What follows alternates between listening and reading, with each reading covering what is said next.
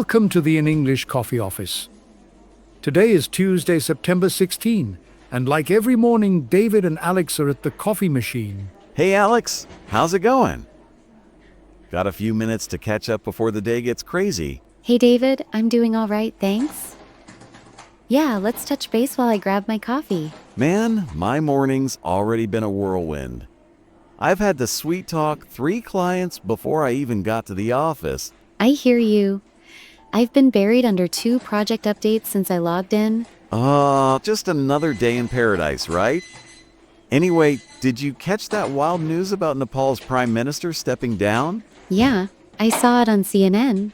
Protests over a social media ban, and corruption got so intense that the PM had to resign. That's nuts. I mean, imagine if we couldn't use social media. Half my sales leads come from online chats. It's true. It's a huge part of business now. But for them, it's also about speaking out.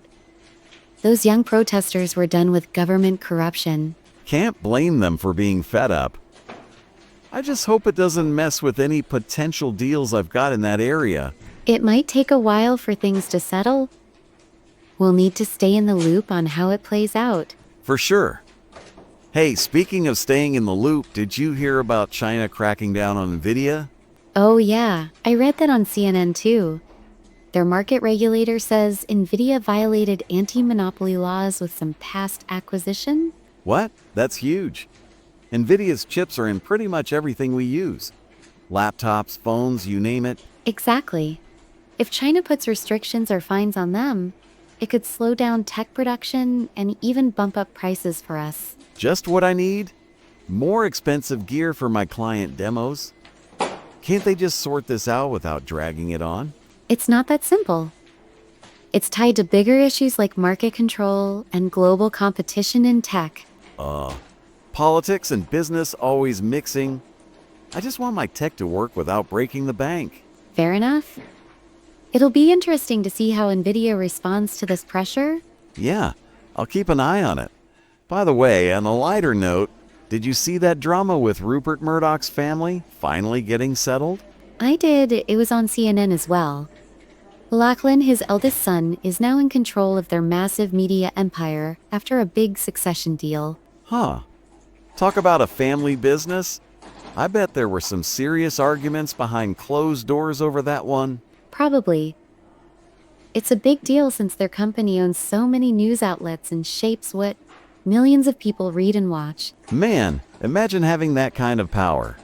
I'm just over here stressing about hitting my sales numbers. Same. But honestly, it makes you think about how much influence one family can have over information. True. Never really looked at it like that. I just hope they don't start messing with the news I rely on for client updates. It's something to consider. Media shapes opinions in ways we don't always notice. Yeah, kind of creepy when you think about it. Anyway, how does this stuff even connect to our little office world? Well, global news like Nepal's protests can affect market stability, which might hit your sales regions. Right. Gotta think about the ripple effects. And the Nvidia thing could make our tech budgets tighter. Exactly. Even the Murdoch news ties into how business narratives are shaped. Could impact client trust or trends. Man, I didn't realize how much this big picture stuff trickles down to us. I'm just trying to close deals. It's all connected, you know. That's why I like to keep up with what's happening out there. Fair point. Hey, speaking of keeping up, how's your workload looking today? Pretty packed. I've got a team meeting later to go over some project timelines. Sounds intense. I've just got the usual, chasing leads and trying not to drop the ball with a couple of big clients. You've got this.